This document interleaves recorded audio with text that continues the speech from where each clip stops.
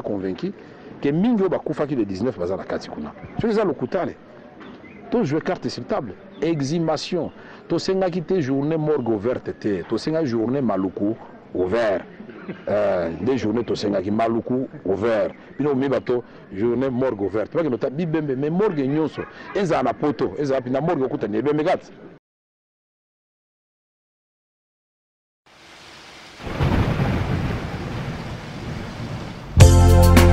Papa soki olingi ozala roi na libala sala ete mama azala reine. À toi au grand roi, voici nos cœurs vers toi, Dieu d'amour. Abonnez-nous de ton amour et les filles Zambela Molingo Sumbaki Soto Mena Nanzera Nayo Nana babala nina biso. Come on.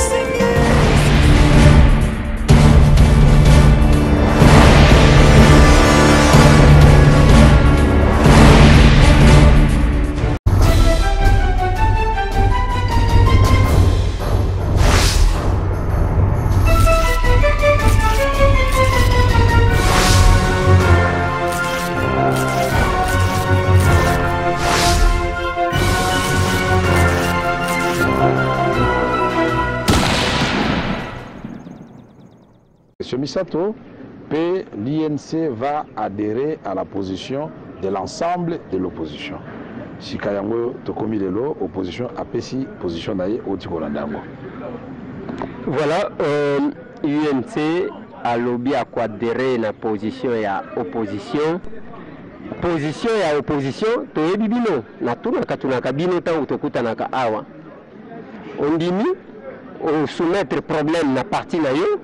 Parti nayo ezeli lingomba ya bandeko nyonso ya opposition bapesa position moko awa boyaga kaka moko kane tozobima boye omoni mususu alibi non biloko na bango wana d'ailleurs na uti kozwa mwana mboka lisanga bonganga na bite soki azaki na kacha na bino to ayaki ndeko ya position na ye ezandenge mususu. Bon, est-ce que c'est possible?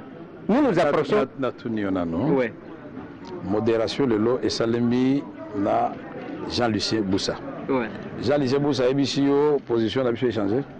Position changée, c'était au lobby, il y a opposition. Donc il y a INC. Et il y a avant, il y a INC, bien.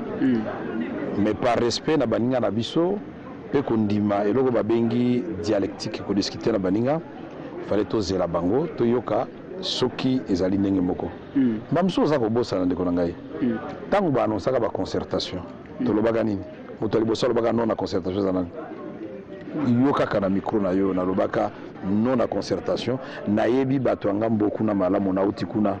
Oezali piège. Nabino baninga bozokende ya MLC à l'époque. Na yo papa ken bozokende. Boko dinda libulu. Ba yokela kangaite. Lelo bazui ba recommandation boni 600 soki 80. Presque 700. 700 recommandations. Yebisanga combien de recommandations ba appliquer la moya lelo. Poto ça dialogue mususu. Yami balé.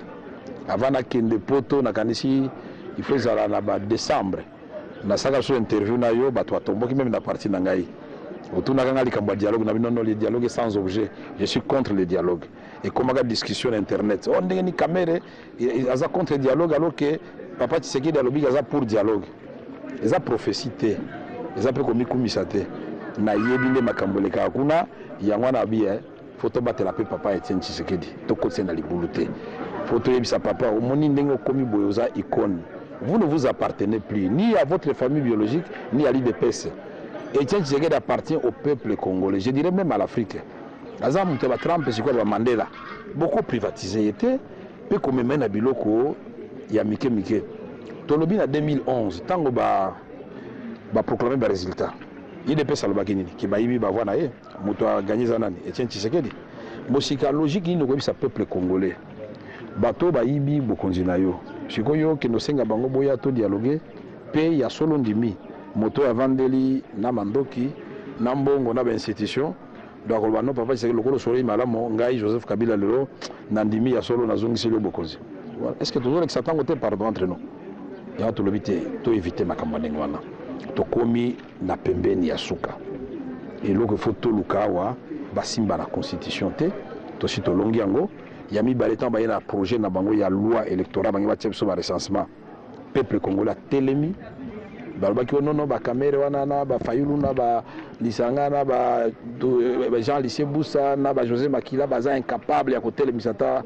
6 personnes na nzela mais bamonaki yango te peuple alobi biso mpe kaka ndenge bakamere bazokanisa yango mpe tokokanisa na bague lacrymogène na bino ekosila na masasi esili ya la police bazwi force terrestre eye esili bazwi garde républicaine mpe esili basali nini babendi alinéa 3 ya article 8 ya projet ya constitution deuxième victoire siko troisième victoire yango tozoluka ya calendrier bapesi ezali calendrier mo irréaliste tolobaka yango na micro na yo kaka puisque yo ozala mosika tozalaka nzinga tobi calendrier mobimba mbali boso na mona calendrier batie colonne 23 contraintes elakisi na lingala nini elakisi ke oyo soki bopesi te oyo ekosalema te 23 contraintes donc eza calendrier te ezalaki nango brouillon elobi ezali calendrier soki bokokisi ba 23 contraintes na 23 contraintes wana 18 ezali ya gouvernement 6 ezali ya parlement sikoyo na moya lelo na kotuna boye yebisa ngai na calendrier ya seni oyo asali ye moko na baactivité oyo esekomi lelo le 18 activité nini esalemi ata moko te même kodepose bacandidature ekomi ya koloesi bakodepose te bango bazoloba basengaki soki 46 millions na gouvernement bezaka na 5 millions ya pamba ya kopesa mpona baenregistrement ya candidature sikozozela mbongo na biso ntango tokodepose nde basalela mosala wana tokodepose problème ezali te puisque toleve option opposition andimi ke tokodepose mais soki ekomi ya mbilinga ya batricherie toza toujours na possibilité ya koloba nono biloko na bino ya mabe mais tokoki kolakisa bango tokobanga élection te parce que bayemba na nzela te opposition azobanga élection tobangi yango te lelo oyo tolobi voici contre-proposition na biso yango tolobaka depuis le 27 mars tolobi tokende na élection provinciale pour renouveler mandat ya bagouverneur na basénateur na sénat mobimba na baassemblée provinciale wana tokokende avant tokende tosala fichier ya sika c'est-à-dire enrôlement ya sika puisque ezali kovioler constitution koloba na bano nyonso surtout oyo bakokisi 18 ans après le 27 novembre 2011 date ya dernier enrôlement ke bano wana bakovote te seni ye moko aza koestime bango à 8 millions d'électeurs botika yango libanda bominono tokoenrôle bango kaka à partir ya janvier ti avril tobi te c'est très simple puisque ezali ka mosolo yango moko wana bos opération botiaki de janvier à avril bobenda yango na ebandeli tobanda enrôlement bato nyonso basenrôle puisque réussite ya baélection ezalaka nano baliste ya malamu soki liste eza malamu 50% ya réussite ya élection emonani soki opposition majorité société civile bandimi liste bandimi fichier balobi virus na kati te batie badoni ya lokuta na kati te yebaka élection wana ekosila malamu problème ekozala te ya mibale tolobi na bango boye tondimi élection présidentielle na législative nationale obotie le 27 novembre puisque ezali date constitutionnelle mpe bokobouge yango te mpe ya mine tondimi date ya obopesi bino moko na kati ya calendrier tofélicité seni oyo bolakisi na peuple congolais nyonso azozela ke le 20 décembre 2016 mokonzi oyo aza kokamba congo lelo il faut asala remise reprise na mokonzi oyo peuple akopona le 23 esi eyebani sikoyo dialogue tokende kosala nini tosi tolobi nyonso mpe tobakisi makambo etali kaka procès électoral te pourquoi komema makambo nyonso kaka na bapoliticien awa bazoboma bato na Beni eleki kutu ne Boko Haram azoboma na Nigeria na Niger gouvernement ne gouverneur ya province ya Nord Kivu alobaki ki aza kolesa ntango nde kaka na kosala cadre macroéconomique tosengi na gouvernement zwa bamesure porte-parole ya gouvernement alobaki FRDC bakomi makasi basuna ntina MONUSCO te zwa ba FRDC changer bo baza kuna so bazo kokate beso ezali nzala bo pesa bango bildei so ezali kofuta bango malamu te bo pesa bango oyekoki bo pesa bango oyekoki ba sécuriser bana mboka et puis bozo en charge ba policier na biso ba sécuriser beni puisque biso tokoza na kisasa te tola la kapongi kuna bato baza kolela chaque jour baza koboma pe to sukisi na likambo ya charnier na Burundi tolobi likambo charnier mwana mboka José Makila tangaki motion ya défiance contre le ministre intérieur baye na animation politique na katia salle même tango ya comité central MP na tikala moral kamanengo na te Marshal Mobutu ando limate soki bazali na conseil législatif ba ko beta mbunda na katia conseil de ce parlement de baye je suis Bochab je suis ceci to moni ba pancarte to za wapi vraiment tana ba honorable ba tie ba papier na bato atana Birmanie na tikala ko mona ngote atana Birmanie na tikala mona loko ndengo na te eza soni pona mboka la biso eno basinga ministre intérieur ezali ka koyebisa biso bato bokundi na maluku puisque bondimi ke bino nde bokundaki bango pourquoi bokundaki bango ya kobomba na butu pe biso to nyito yeba bokundola bango police scientifique à l'étranger baza bakoma na ba technique ya mine bazo ba ADN to yeba ke bato babungisaki bandeko est-ce que na kati kuna bandeko na bazalité tota na babime est-ce que ba trace ma ça c'est zalité pour biso opposition nous a convaincu que mingi ba kufaki le 19 baza na kati kuna so les a lokutale to jouer carte sur table exhumation to senga kité journée morgue ouverte te to senga journée maluku ouvert des journées to senga ki maluku ouvert bino mi bato journée morgue ouverte parce que nota bibembe mais morgue nyonso eza na poto eza pina morgue okuta ne bembe gat bango bakase bakuta na kati ne bembe gat et puis bazi ba tie produit moko mundela poussa na ka pembeni wazongi poussa na pembeni wazongi même ngana mekaki yo pe mekaki na dimaki mbangu voilà bandika biloko do ya to lobi boye ouais na o etali eloko ya maluku to ko vandela ngoti na suka. Il faut commission indépendante internationale. Il y a des spécialistes qui ont dit banani bakundagi na mikonga pe na maluko eza banani. Peto lobi boyo o etali Burundi. Wabiki Afrique koma neti nzoto mobimba so loboko eza kobela nzoto mbeza kobela. Bakamwelika na Burundi yoza mpanzi sango ya ngatem na webisa yo. Ezala na Afrique ezala na poto bato nyoso banda olandela ngo. Et que bato ba sepela komona ke peuple alobi toboyi va violer constitution da biso toboyi bitumba ezonga susu puisque boko violer accord Arusha elongola biso na bitumba oyo ya makasi na Afrique mobimba to bosana ngo et puis na Burundi 4 anciens présidents bazana no envie moko landaki na RFI lelo ndaki bakomeli ye président leki biso to vandaka na ibonga place ozali wana to bima mais biso toza ko vivre te to oyo caméra lo bakasa il existe une vie après la présidence de la République. Bakende suba soana leki wana bayebise leki tala 51 ans ozana nous jeunes olingi ko mikoti sala na te aza pasteur tant mususu molimo mosantu muntu lakisia bon mona mboka Vital Kamerhe makambu ya dialogue bolobi bolinyango te dialogue eza recommandation à communauté internationale il faut bien qu'on rendre makambu ouais zela kasi on va corriger opportun sikoyo d'accord eza opportun sikote la priorité eza recommandation ya communauté internationale nde basengaki que bo dialoguer bo vanda ensemble bino bozali koboya yango ya mibale boni na démarche na bino opposition nazomona eloko moko lokola bozo betango kara nanga nazomona ngo danger na ndenge nini banda basala makambu ya que pona opposition bazwa chance te il faut tocha élection il y a président de la République à un seul tour comme ça deuxième tour au Kozalate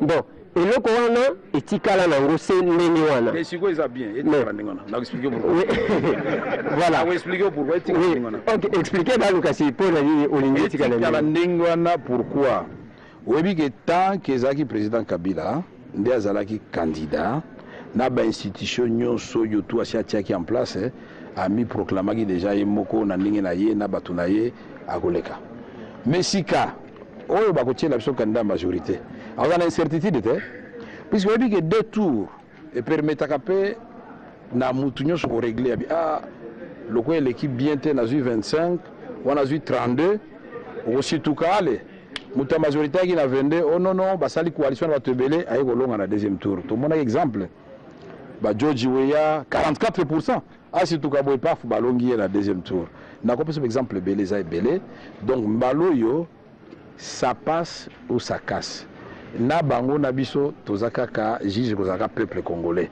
peuple ndi akotelemela ba urne mbalo yo faut peuple a proclamer ba résultat avant obi ko proclamer ba résultat avant nini tango ba ficher ka ba candidat boye peuple mo ifalo baka déjà bité po na biso bo matabo kita to bote fulani eza banzembo na kata mboka bako tricher puisque c'est yeba déjà que vous la fulani balo bakango déjà avant biso to yebi ki na mitema na biso to moni ke fulani nde azana ba idée oyo ko kamba boko to mona déjà nga sala kala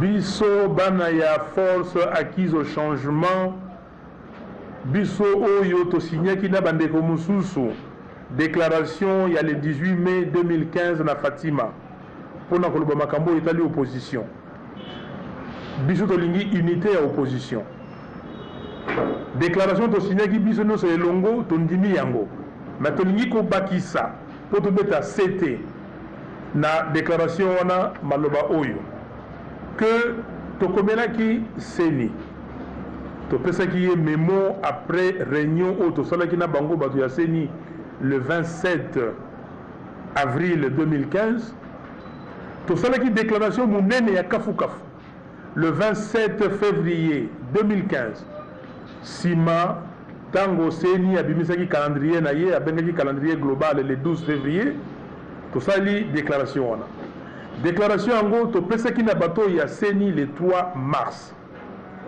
mais sima le 20 avril tu ko la déclaration mususu la déclaration wana to pesi ba condition oyo to lobi boye to ndimi makambo ya élection to ko ken élection provinciale to ko ken élection présidentielle na législative mais avant to ken élection provinciale il faut ba condition misatu ezala remplir condition ya liboso ezali enrôlement ya ba électeur nyonso to enrôler ba électeur nyonso pour tous un fichier électoral crédible ya mibale que to adopter calendrier par consensus to longola makambo ya ba élection locale ya misatu neutralité ya seni il faut seni ezala neutre si lelo yo tozali kozela ba réponse na makambo misatu tolobaki yango tolobi boyi biso bana ya force acquise au changement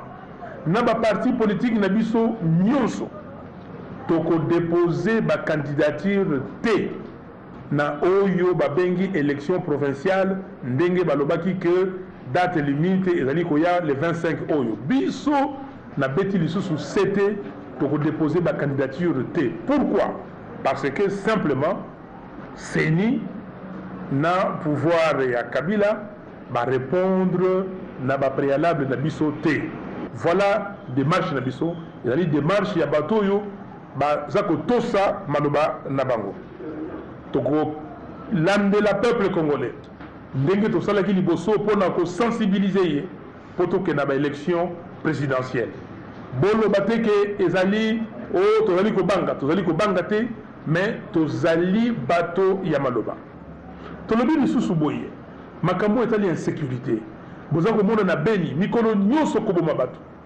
bato basi bakomi plus de 700 personnes oyo babomi na Beni sikoyo tokomi lisusu na Nyunzu na Katanga bato oyo bawutaki na makambo batie bango kuna bakomi kobebisa makambo ezaleli ya bana ya Congo bandeko na biso bapigme lobi na bango bakoma contre bandeko ya bantu bato baza kokufa tolobi lisusu boye nyonso wana ezali instrumentalisé par le pouvoir oyo ya Kisasa donc moto moko azali awa bato bazali awa balingi kobebisa ezaleli ya bana ya Congo nyonso wana mpona nini mpona M. Kabila a glissé aleka mobu 2016 totelemeni yango tolobi ke congolais nyonso afongola miso na ye parce que makambo wana eza kosalema mpona kodestabiliser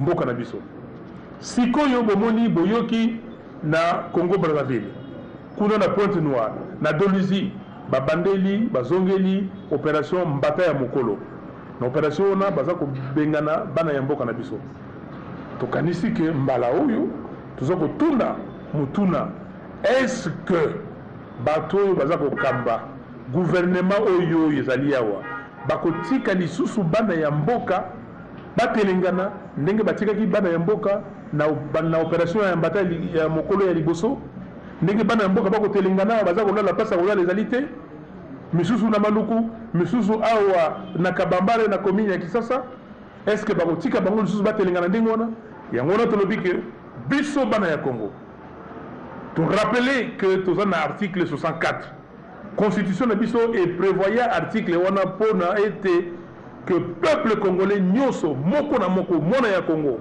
azana devoir ya kopekisa moto yo alingi kozwa pouvoir par la force pe azali na devoir ya kobare nzela na moto alingi kotingama na pouvoir na violation ya constitution na biso ozi ba position ya moto nyonso yango wana biso en tant que bana kololo pango musala na bino ezaya kolukela bino ba information mais là qu'on a koloba contradiction ce qui est l'équipe parmi ba opposants nous sommes à l'approche des élections bino ezalaka kaka boy maintenant qui travaille pour qui bien sûr na kike ba mususu ba ko futaka ba nyongo ya mbongo balia ba mbongo oyo balia yango bazo futaka ba nyongo ça va se savoir là que Kamisendu en pleine ville non loin ya station wana aux Assir 24 non loin ya boulevard nzela wana ya gauche 5 chantiers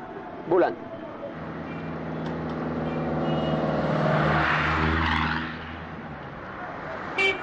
mai oyo ewumeli vraiment ebanda kala eza ya lelo te bato soki baleka bazokama mai oyo eza na kati ya centre ville bapaya bazowuta bamboka ndenge na ndenge a toza na flamboyant pembeni ya boulevard bato bazoleka ndenge na ndenge bazomona mai oyo sikoyo bango moko bakonzi bakoki kobongisa mai oyo bazola yango solution te baterase na se ebusha biso awa na balabala oyo toza na gouverneur abandundu Kamisendo papa bato asali nyonso mpona mai oyo eza mosala na ye te mpo asala azwa bato bakamio epepaka bamai ye epepi bamai oyo ata ba 10 fois ba 100 fois akopepa na ntongo na mpoka mbula ebeti mai ezongi akozwa na bato bazotimola bamabulu na se mpo bazwa solution mai ezozonga kaka donc bazwila biso solution na balabala oyo sikoyo ye moko oyo azokipe makambo ya compte ya gouvernement ya Kisasa asalela biso balabala eza balabala kitoko bakonzi bazawa ya ndenge na ndenge bazwa solution ya kobongisela biso balabala oyo ewumeli mbula ebeti mai ezongi basunga mpe moninga azali awa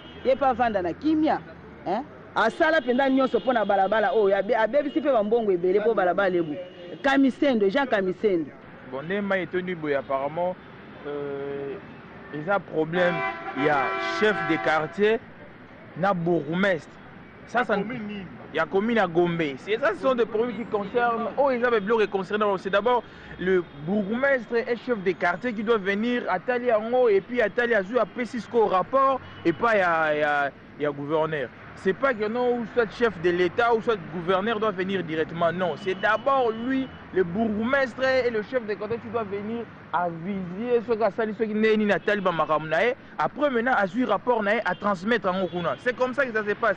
Tant que le bagano est oumeli, c'est-à-dire que non, à soit attendre à retambo la pointe à la nani commune à viser à côté msusu. 4e jour déjà na oko makoto to kutakara alors que tout autour a eza bandako ba konzi même bango moko ba kozwa initiative te que liboso ndako na ngai mai ezali na meka ko dégager yango bango bazozwa initiative moko te bourgmestre pe ndenge moko na bango azo imaginer même pas que non voilà toza na Gombe commune est beaucoup plus fréquentée par les étrangers. Ce n'est pas égaboui. Ils ont reflété l'image à ma paix déjà pour Namboka. Donc il y a un canal na loba. Basa l'effort, ba dégager, ba bonisa.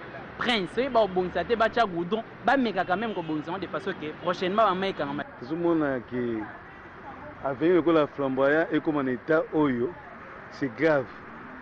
Suivi à Moussala oyo exaté. OVD to ebisoki OVD za pour d'un côté nini ils sont en pleine cœur ya commune à Gombe avenue flamboyant sur ça véritable quinois moi na ba côté au centre que avenue comme en état ya ma beboye le matin au senga ba konzi ba sala quelque chose pour avenue koko tika na état boyete il faut que bongisa yango ba louer budget moko spécial rapidement pour l'avenir. Na ko interpeller DG à OVD. Il saka attaque ne va venir au tout monde a qu'un avenir du flambeau. Mais vous êtes flamboyant. Aya awa bongisa. Nzelo zo pesa soni ya Gombe. Ezala kate. Maïko stane boité. C'est-à-dire terrasse exacte.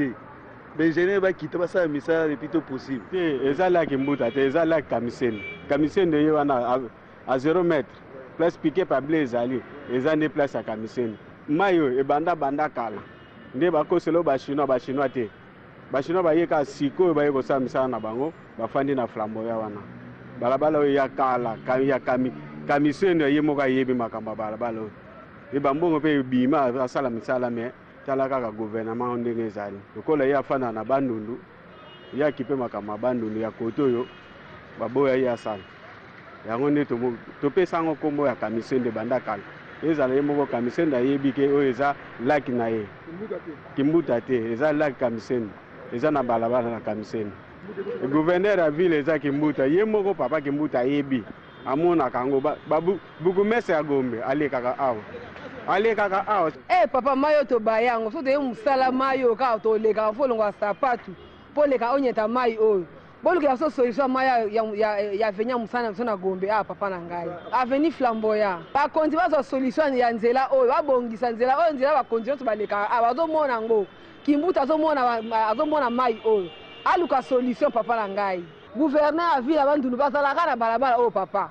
Quand on est venu flamboyant numéro 16. Tu comprends tu on a carte centre ville. Na carte centre ville on venza net on a carte qui sense ku to balabala comme on bien. Et puis ici on a carte centre ville benza et puis awa biso vanda na ngambo wana. Mais tala ba me mangana mu Congo pour na carte la ngambo so voiture ezate. Alors awa to mo na kaka kala so gouverneur ya bandu azala pemeni. C'est là où motopompe nae on a pépi mai comme il va comme moi libre. Aussi parce qu'il y a déplacé na la province nae. C'est-à-dire faut que je pas nani. Nana on faut y aller biso comme motopompe ba pepe biso mai pour tout ça. Ba ya hôtel biso venir na biso venir za propre ba konzi ba za kebele na venir ba ko sa biso venir ngote. Ba tela biso ne ba terrasse da boucher ba fungola biso ba terrasse biso sika po mai les gars librement. Ba on peut ba les gars awa. Ba na ba on ba les gars awa. Siko. Voilà, na sala commentaire nini. Ceux qui ont le biwana bazotal. Alinga lobanini. Te mais bokende place wana bolikaka bomonaka. To filmer te to lobate. Hein papa. Bokozwa décision te ya ko résoudre problème o wana. Faut ka batindi kabino.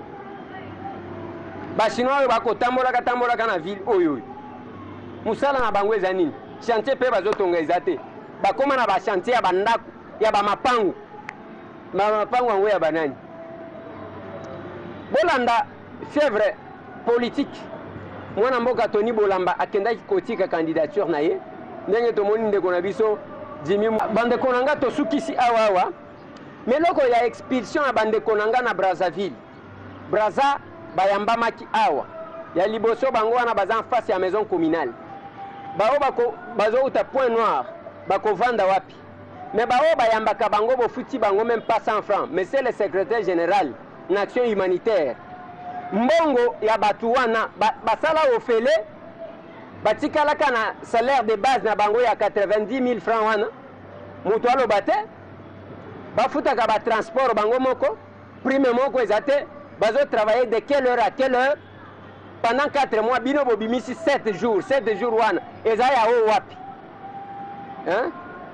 Yango tozo senga na premier ministre, nazo senga na bijou. Bolandela problème oyo parce que tokoya na détail belé na makambu oyo. Il ne faut pas que bato ba utiliser ka bato. Bato ba sala ka musala bazawana. Dès que batie na poste moko boy, OK ozi ba yaya na yo bobani ko gérer même ba attribution ya bato misusu. Le temps oto ko changer ko boy. Benda bango di tokozongo.